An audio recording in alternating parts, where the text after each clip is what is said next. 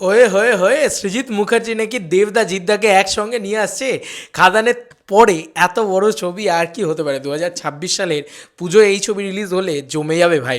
2026 সালে ধরো খাদান 2 আসছে ক্রিসমাসে, আর 2026 সালের পুজো এই ছবি আসছে, তাই জমে যাবে।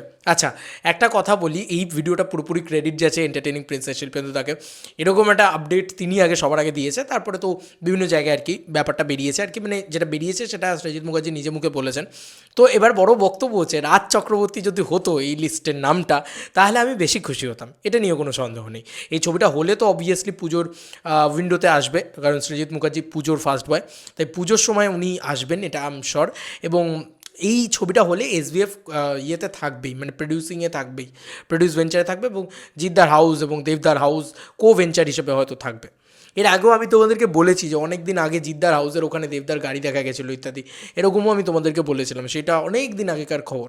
যাই হোক, এবার সবথেকে বড় নিউজ যেটা, যে খাদানের থেকেও বড় হাইপ কিন্তু তৈরি হবে ঠিকই, কিন্তু রাজ চক্রবর্তী একটা স্টেটমেন্ট দিয়েছিল যে আমি যদি, মানে কেউ যদি মানে কোনো আতেল পরিচালক আমার মতন ভাবে দেব আর জিতকে একসাথে নিয়ে আসতে পারবে না, আমি যদি আসি তাহলেই পারবো, মানে এই ব্যাপারটা আর কি রাজ চক্রবর্তী বলে। এবং সেটার একটা অন্যরকম ক্ল্যারিফিকেশান আছে, কেন আছে, কারণ রাজ চক্রবর্তী মাস সেন্সিবিলিটিটা খুব ভালো বোঝে, মাস অডিয়েন্সের পালসটা খুব ভালো বোঝে। তো রাজ চক্রবর্তী একজন ভালো ডিরেক্টর, এটা নিয়ে নিঃসন্দেহ থাকতে পারো।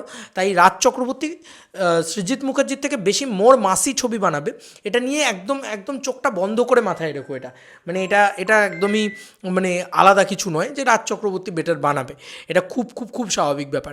মাস ছবি বলছে, একদম দুই পৃথিবীর মতন মাস ছবি। তো সেই মাস ছবিটা তুমি দেব আর জিতকে নিয়ে একসঙ্গে যখনই সৃজিত মুখার্জি আনবে, সেই লেভেলের মাসটা পাবে না। হ্যাঁ, এবার সৃজিত মুখার্জির কি মাস ছবি নেই? তুমি জুলফিকার তুলে দেখে নাও, জুলফিকারে তো অ্যাকশন রয়েছে, সব কিছুই রয়েছে, সেই মাস মোমেন্টসও রয়েছে। হয়তো জুলফিকারের মতন একটা ছবি তিনি মাউন্ট করবেন। দেখো, দুজন স্টারকে নিয়ে একসাথে নিয়ে আসা এবং একটা স্টার পরিচালক যখন নিয়ে আসছেন, তার ভিতরে যদি মাস মোমেন্টস না থাকে, তাহলে সেই ছবি ওয়ার্ক করবে না, কোনো প্রডিউসার সেটাতে ইয়েও করবে না, মানে ভরসাও করবে না। তখনই ভরসা করবে যখন সেই ছবিটার ভিতরে সেই ব্যাপারটা, multiplex collection obviously important, but সব কালেকশন ইম্পর্টেন্ট, মানে সিঙ্গল স্ক্রিনেও কালেকশন ইম্পর্টেন্ট। তো খাদানের মতন একটা মাস ছবি হওয়া চাই, একটা মাস ছবি হতে হবে। তো সেটা সৃজিত মুখার্জি কী বলেছেন নিজের ইন্টারভিউতে? সৃজিত মুখার্জি বলেছেন যে আমি দেব এবং জিতকে মানে মেসেজ করেছি, এবং তারা দুজনেও কিন্তু কোথাও গিয়ে শুনছে স্ক্রিপ্টটা, আমি একটা অলরেডি কাজ নিয়ে করছি। তো তাকে এরকমভাবে খোঁচা মারা হয়, আমাদের ইন্ডাস্ট্রিতে এই মিডিয়া খোঁচাটা হেভি লাগে আমার, যে রাজ চক্রবর্তী বলেছে যে এরকম দেবাজিৎকে নিয়ে, মানে রাজ চক্রবর্তীর নাম না নিয়েই বলা হয়েছে সেখান থেকে, মিডিয়া ইয়ের পক্ষ থেকে, যে এরকম একজন বলেছেন যে মাস যদি ছবি বানাতে হয় তাহলে হ্যাঁ, আমি ছাড়া কেউ এরকমভাবে বানাতে পারবে না, বা দেবাজিৎকে একসঙ্গে আনা অসম্ভব আমি ছাড়া কেউ। এটা সত্যি কথা, এটা কিন্তু আজ থেকে মানে আজ অবধি 2010 সাল থেকে আজকে 2025, এতগুলো বছর কেটে গেছে, কেউ আনতে পারেনি কিন্তু দেবাজিৎকে একসাথে। এবার সৃজিত মুখার্জি, তাই সে কিন্তু টেক্কার সময় ইন্টারভিউতে বলেছিল যে আমার ড্রিম নয় যে দেবাজিৎকে একসাথে নিয়ে আসবো, যদি আমার সাবজেক্ট থাকে, সেরকম গল্প থাকে, তাহলে আমি সেই দেবাজিৎকে একসঙ্গে অ্যাপ্রোচ করব। রাজি হওয়াটাও তো তাদের ব্যাপার আছে, তো সেই রাজি হওয়াটারও তো একটা বড় ব্যাপার আছে। এখানে দেবদা জিদ্দাকে সমস্ত ইগো ভুলে এগিয়ে আসতে হবে। আমি কিন্তু চাই যে এই ছবিটা হোক, এই ছবিটার মতন হাইপ আর কোনো ছবি নিয়ে হবে না। তাহলে এই ছবিটা যদি হয়, ঠিক আছে, সিরিয়াসলি বলছি। এবার সবথেকে বড় কথা হচ্ছে যে এখানেই কিন্তু একটা মানে খুব বড় ব্যাপার তৈরি হচ্ছে, যে তো সৃজিত মুখার্জি বলছে যে সে কিন্তু নিয়ে আসতে চলেছে, এরকমটা তার প্ল্যানিং রয়েছে আপাতত, সে স্ক্রিপ্ট অলরেডি শুনিয়েছে। এবার দেখা যাক দুজনের পক্ষ থেকে গ্রিন সিগন্যাল আসে কিনা এবং পুরোটাই ফেক হয় কিনা ব্যাপারটা পরবর্তীতে। সৃজিত মুখার্জি বললো না ভাই, যদি না রাজি হয় দুজনের ভিতরে একজন হয়তো রাজি হলো না বা হলো, তাহলে কিন্তু সৃজিত মুখার্জি পুরো ব্যাপারটাকে এড়িয়ে যাবে পরবর্তীতে। তো দেখা যাক কী হয়। তবে আমার কোথাও গিয়ে মনে হয় যে রাজ চক্রবর্তী সে মোর মাসিভ ফরম্যাটে ফিরিয়ে আনতে পারতো, সৃজিত মুখার্জি আনলে মাস আর ক্লাসের কম্বিনেশনে জুলফিকারের ফরম্যাটে একটা ফিরিয়ে আনতে পারে। তার থেকে বেশি মাসি আমি সৃজিত মুখার্জির থেকে এক্সপেক্ট করি না। তো কোথাও গিয়ে দেখা যাক কী হয় এক্স্যাক্টলি।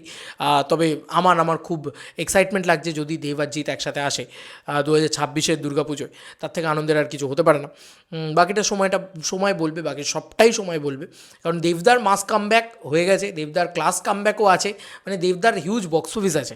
জিদ্দার এখন এরকম একটা হিউজ বক্স অফিস দরকার, 10 কোটি প্লাস বক্স অফিস দরকার মিনিমাম, যে কোনো একটা সোলো হিটও 10 কোটি প্লাস দরকার একটা, এবং দেবদার সাথে এলে সেটাকে একটা 20 কোটি প্লাস কালেকশন, একটা হিউজ 20 কোটি ভাই, 50 কোটি টাকার কালেকশন হবে ভাই, মিলিয়ে নিও আমার কথা। ইন্ডাস্ট্রি তখনই গ্রোথ হবে যখন এই দুজন এসে একসাথে দাঁড়াবে। একবার দাঁড়ালে দুই ভাই জমে যাবে ইন্ডাস্ট্রি, এইটুকু জেনে রাখো। দেখা যাক, অনেক সময় তো অনেক কথা ওঠে। তবে রাজ চক্রবর্তী করলে তিনি মানে সব লেভেলটা মানে উপরের লেভেলে নিয়ে যেতে পারতো। দেখো খাদানের ক্ষেত্রে আমি বারবার বলেছি যে মিউজিক ডিরেকশনে যদি জিৎ গাঙ্গুলি থাকতো খুব ভালো হতো, এটা আমরা তখন বলতাম। কিন্তু তারপরে রাধারানী শোনার পরে কি আমরা এই কথাটা বলি না তো? তো এটাই হচ্ছে ব্যাপার। এবার তোমাদের কার কি মতামত এন্টায়ার ভিডিওটাকে নিয়ে জানিও কমেন্ট সেকশনে। চলো বন্ধুরা, নতুন কোনো ভিডিওতে দেখা হবে, বাই বাই।